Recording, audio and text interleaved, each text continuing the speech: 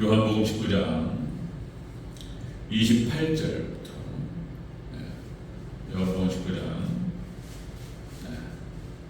28절부터 37절까지 우리 한 절씩 교독하고 37절 같이 읽겠습니다.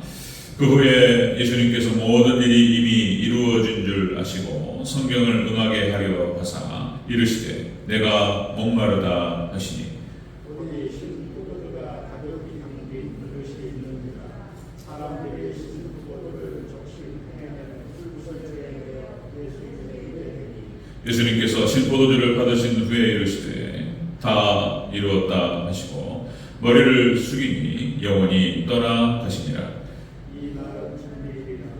유대인들은 그 안식일이 큰 날이고 그 안식일의 시제를 십자가에 아니하려 하여 빌라도에게 그들의 다리를 꺾어 시체를 채워달라고. 군인들이 가서 예수님과 함께 못 박힌 첫째 사람과 또 다른 사람의 다리를 꺾고 예수님께 이르시되 이긴 죽으신 것을 보고 다리를 꺾지 아니하니라. 그중 한 군인이 창으로 옆구리를 찌르니 곧 피와 물이 나오더라. 우리를 보내다가 증언하였으니 그 증언이 진리라. 그가 자기의 말하는 것이 진리라고 너희는 믿게 하려 합니다. 이 일이 일어난 것은 그 뼈가 하나도 꺾이지 아니하리라 한 성경을 응하게 하려 함이라. 또 다른 성경에 그들이 그 찌른 자를 보리라 하였느니라. 아멘. 네, 인사하겠습니다. 아버지 예수님, 예수님의 은혜 건강에 넘치시기를 축원합니다. 아멘. 네, 오늘 함께 읽으신 요한복음 19장 28절부터 37절 오늘 본문을 토대로 십자가의 의미 제목으로 말씀드리겠습니다. 십자가의 의미 같이 한번 따라하겠습니다. 십자가의 의미. 십자가의 의미. 십자가가 무엇인가? 우리 지난 시간에 고난의 이유 그랬죠. 왜 우리에게 고난이 찾아오고 우리 인생이 고통스럽고 그런가? 그 첫 번째가 바로 죄 때문이다 그랬습니다. 죄로 인해서 고난이 온다 그랬죠. 항상 우리 회개해야 됩니다. 죄를 떠나야지. 죄로 인한 고통은 그 고통대로 다 받고 결국 멸망으로 간다, 사망으로 간다 그랬습니다. 그리고 고난 이후 두 번째는 그리스도의 고난에 참여하는 고난이다. 그렇죠? 예수님께서 가신 그 길을 따라가고 오늘 또 십자가하고 연결되는 그런 말이 되겠습니다. 고난, 그리스도의 고난에 참여하는 고난. 그죠? 이것은 영광과 축복으로 연결된다. 자, 고난 이후 그렇게 세 번째는 영광과 축복의 고난으로 하나님께 영광을 얻게 된다. 그렇습니다. 자, 여러분 오늘 십자가를 살펴볼 텐데요. 십자가는 기독교 신앙의 핵심이고 그리고 상징입니다. 그죠? 그리고 기독교 신앙의 본질입니다. 본질. 이 십자가는 역시 하나님의 예수님의 사랑과 은혜가 이 십자가에 담겨 있습니다. 그래서 오늘 십자가의 의미들을 본문을 통해 살펴볼 때 바로 이러한 이유 때문에 사랑이라고 얘기하고 은혜라고 이야기하는 것입니다. 오늘 십자가의 의미를 살펴보면서 여러분들 예수님 당하신 고난과 그리고 그 십자가를 생각하지만 우리가 우리의 십자가를 지고 예수님을 따라가야 되기 때문에 여러분들 본문을 살펴보면서 우리 자신에게 대입을 해야 됩니다. 그렇습니다. 그래서 여러분들 내가 어떠한 예수님께서 하신 그 길을 어떻게 따라갈 것인가? 따라간다라고 하는 것은 무엇을 의미하는가? 그 십자가는 무엇을 의미하는가? 오늘 같이 한번 살펴보도록 하겠습니다. 자, 십자가의 의미 첫 번째입니다. 첫 번째, 십자가는 고난을 의미합니다. 고난이죠. 자, 십자가 형태를 지었습니다. 우리 31절을 같이 읽겠습니다. 31절 시작. 이날은 준비일이라. 유대인들은 그 안식일이 큰 날이므로 그 안식일에 시체들을 십자가에 두지 아니하려 하여 빌라도에게 그들의 다리를 꺾어 시체를 치워달라 하니. 예수님께서는 십자가 형틀을 씌웠고 십자가에 매달리셨습니다. 십자가 고난의 십자가였습니다. 이 십자가 형틀은 여러분들 잘 아시다시피 로마의 사형제도였습니다. 사형제도. 그래서 당시에 아주 잔혹하고 잔인한 형벌이었습니다. 잔인한 형벌. 그래서 국가 반역죄라든지 아니면 극악무도하다. 이거는 진짜 모두가 공감하는 이럴 수는 없다라고 공감되는 그런 어떤 큰 죄인들에게 십자가 형태를 지게 했습니다. 그런데 이것이 너무나 잔혹했기 때문에 당시에 로마 시민권자들에게는 이 형벌을 내리지 않았습니다. 이 식민지 사람들, 이스라엘 백성들, 로마가 지배하고 있는 그 속국에 있는 사람들에게나 이것이 적용되었다는 것입니다. 그러니까 이제 본보기로 옷을 봐가지고 죽을 때까지 매달아나 버려요. 그러니까 예수님께서는 몸이 너무나 약하셨고, 그래서 6시간 만에 운명하셨지만, 어떤 사람은 3일 동안 매달리는 사람도 있다는데, 그러면 이제 너무 고통스럽잖아요. 그래서 그전에 말씀드렸던 것 같은데, 가족들과 친구들이 빨리 죽여달라고 뇌물을 쓰기도 했습니다. 다리를 자르는 거예요. 다리를 자르면, 그럼 이제 몸이 처지면서 다리를 꺾으면 몸이 처지면서 숨이 막혀 죽게 되는 것이죠. 그러니까 아예 그냥 이 십자가는 치가 떨려요. 치가 그냥 아예 그런 반역에 대한 상상도 해보려고 하면 안 돼. 그 정도의 강력한 사형태였습니다. 이 십자가는 육체적인 고통을 상징하고 또 예수님께는 정신적이고 영적인 고통이었습니다. 죄가 없으심에도 불구하고 죄인으로서 그 수치와 그리고 비참함과 고통을 오롯이 느끼셨습니다. 여러분, 이 세상에서 여러분들 가장 무서운 게 죄예요. 하나님 말씀을 어기는 거예요. 하나님을 떠나는 거예요. 말씀에서 벗어나는 것이 가장 무서운 거예요. 그렇기 때문에 지난 시간에 말씀드렸던 것처럼 고통이 찾아와요. 수치가 찾아오고 비참이 찾아와요. 아브라함도 하나님께 묻지도 않고 왜 애굽으로 내려가냐는 거예요. 그러니까 벌써 하나님의 뜻에서 벗어나면서부터 고통이 찾아와요. 삼손 비참하죠. 수치가 찾아오고 비참이 찾아오고, 다윗은 정말 영광스러웠지만 여러분들 바세바 간통 사건으로 인해서 온 국민이 아는 간통죄, 모든 이스라엘 백성들이 다 알고 오늘날까지 다윗의 그 죄에 대해서 적나라하게 계속 반복하고 있어요. 하나님께서 번복이로 극악무도한 죄를 저질렀기 때문에 하나님 용서하시고 그를 내리시지는 않았지만 얼마나 수치스러웠어요. 그죠? 수치스럽고 비참하고 죄 때문에 그런 것입니다. 자, 로마서 6장 23절, 죄의 싹은 사망이라고 했습니다. 죽음이에요. 자, 여러분들, 죄는 두 가지가 있죠. 원죄가 있습니다. 원죄. 그래서 죄가 아담의 죄가 타고 내려가요. 그래서 우리 인간들은 다 죄인입니다. 근데 예수님께서는 인간을 타고 내려오지 않았고 동정녀 마리아 몸을 빌려서 하셨죠. 그래서 죄가 없으셨다. 원죄가 없으셨다. 그러니까 여러분들, 개가 새끼를 낳으면 뭐가 되죠? 그런 거죠.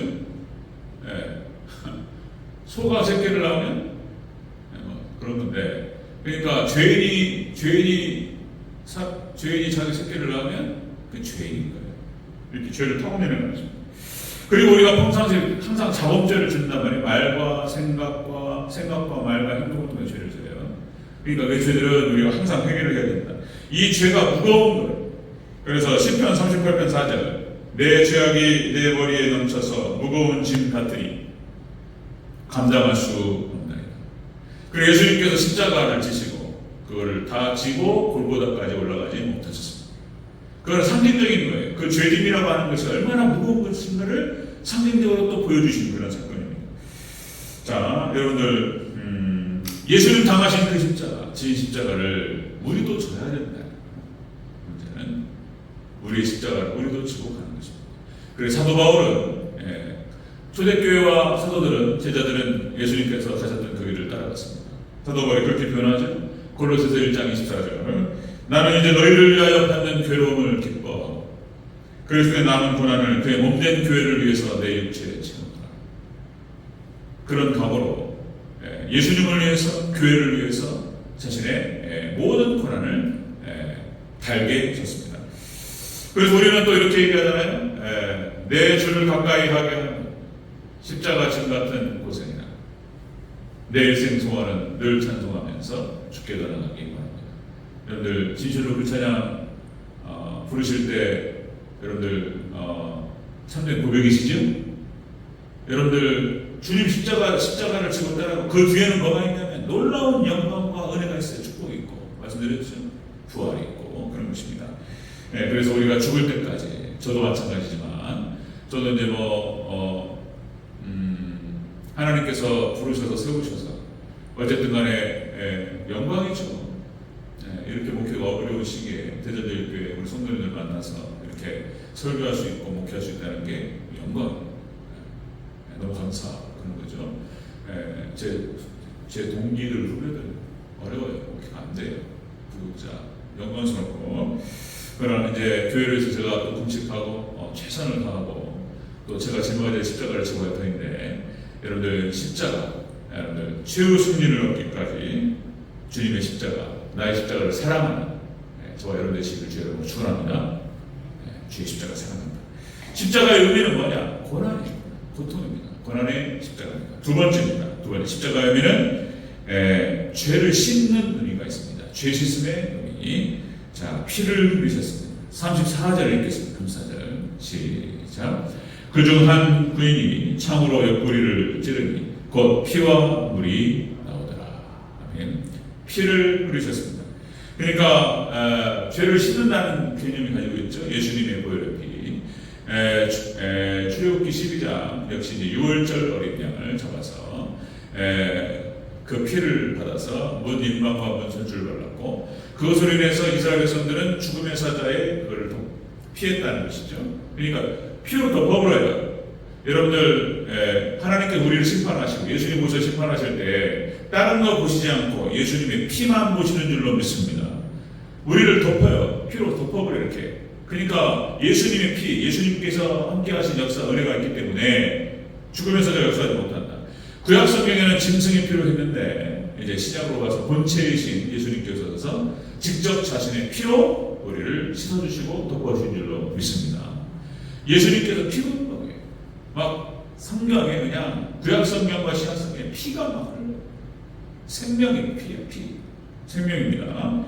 자, 여러분들 누가복음 22장 44절 예수님께서 기도하실 때 땀이 핏방울이라는 표현을 써요. 또 땀방울이 핏방울이 될 정도로 기도하셨어요. 마태복음 27장 26절 등에 채찍을 맞아서 다 갈기갈기 찢어지시고, 등을 맞았지만 이것이 휘감기 때문에 온몸이 찢어지는 거예요. 등만 찢어지는 게 아니에요. 그래서 또다시 이제 형제들과 가족들이 뇌물을 써서 채찍으로 때리는 그 군병들에게 뇌물을 써서 목 같은 데를 찢어서, 채찍 맞다가 죽어버리면 십자가에 안 매달리잖아요. 그러니까 목 같은 데 이런 데로 때려달라고 뇌물을 쓰기로 했다는 거예요. 예수님께서 오롯이 등과 온몸의 피투성이었습니다. 피가. 자, 그 다음에 마태복음 27장 35절 역시 오른손과 오른손 왼손에 못이 박히셨고, 그리고 발에서 못을 박히셨고 피가 흘렀습니다. 그리고 오늘 본문에서 여러분들 옆구리를 찔렀더니 물과 피가 나왔습니다. 피로 남자 해가지고 피비린내가 이런 거죠. 그렇다면 왜 이렇게 예수님께서 피를 흘리세요? 피예요, 피. 여러분들 너무나 잘 아시지만 이사야서 53장 5절 그가 찔림은 우리의 허물 때문이요 그가 상함은 우리의 죄악 때문이라. 그가 징계를 받음으로 우리가 평안을 누리고 그가 채찍에 맞음으로 우리가 나음을 입었도다. 우리 죄 때문에 우리가 당했어야 될 그것을 예수님께서 대신 당하셨다. 요한일서 1장 7절 그 아들 예수님의 피가 우리를 모든 죄에서 깨끗해 하실 것이요. 아멘. 예수님께서 피를 흘리심으로 말미암아서 여러분들 우리의 죄가 사해진 줄로 믿습니다. 아멘. 죄를 씻어주신다. 구약 성경에도 피가 흘러요. 여러분들 제사법 우리가 지나봤지만 레위기서 4장 18절 피를 갖다가 번제를 남기니까 재물을 갖다가 각을 떠가지고 목 자르고 팔다리 자르고 배를 가르고 내장을 쏟고 피가 막 나는데 피비린내가 흐르는데 그 피를 갖다가 단 뿔에 발라요. 그러니까 이게 믿음이 없는 사람이 성경에 있다가 레위기서에 도착하면은 이게 뭔 말인가를 알 수 없는 거예요. 대체 이게 무슨 짓인가 이게 이해를 못하는 거예요.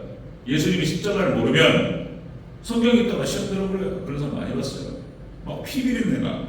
자, 레위기 5장 9절 단 곁에 피를 뿌려요. 동서남북에 뿌려. 왜 동서남북이냐? 우리가 그랬죠? 이 동서남북 온 세상을 상징적으로 보여주는 것이고 예수님의 피로 말미암아 세상이 구원받을 것을 보여준다. 이런 말씀드렸습니다. 피예요, 피.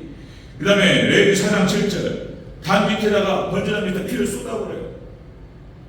피가요 강물처럼 흘러요. 그러니까 우리 죄가 강물 같은 거예요. 그걸 말하는 거예요 지금. 그리고 또 레위 4장 6절 손가락에 피를 찍어가지고 회막 안에 향단불에다 피를 발라요. 뭐 하냐 말이에요. 이것은 우리 죄를 닦아주시는 것을 선생님적으로 보여줍니다. 그러니까 막 구약 성경에 막 제사법에 막 피가 막 예수님 막 신약 성경 피가 막 이렇게. 자, 여러분들 우리 하나님 백성들이 예수님을 따라가고 신앙생활을 하면 피 흘릴 일이 많아요. 피입니다. 여러분들 교회를 섬기고 예수님 섬기고 교회를 섬기고 지체를 섬기는 과정에서 중직일수록 중직자 별로 안 좋아 어떻게 생각하면 이렇게 말해요. 근데 영광입니다. 뒤에 중직으로 올라갈수록 여러분들 흘리는 피가 많아요. 예수님 흘리셨고 여러분들 영광으로 생각하는 저와 여러분 되시기를 축원합니다. 예수님 흘리셨던 피, 희생과 헌신이 막 따라가요. 성숙한 그러니까 가정에서도 아버지가 엄마 아빠가 희생하는 거예요. 아버지의 희생과 이것으로 가정이 유지되는 거예요. 포기해버리면 가정 망가지는 거고 나가버려 그냥 아빠 엄마 그냥 엄마가 애 낳고 나가버려요. 그런 경우도 많죠. 그런데 가정이 유지되고 그나마 이렇게 알콩달콩 이렇게 화목하고 살아간다는 것은 엄마 아빠의 그 십자가 피에 위에 세워지는 거예요. 희생이. 교회도 마찬가지예요.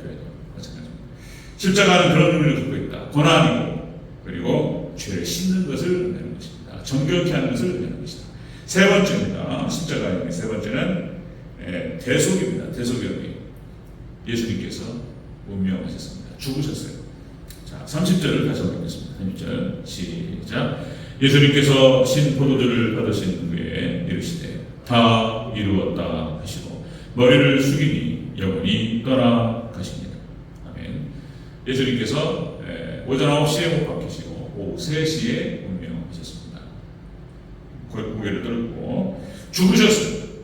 예수님의 죽으시면 우리의 죽으심을 대신한 죽음이었다. 대신 죽으십니다. 자, 여러분들 6월절 어린 양. 자, 여러분들 출애굽기 12장 3절에 이렇게 기록됩니다.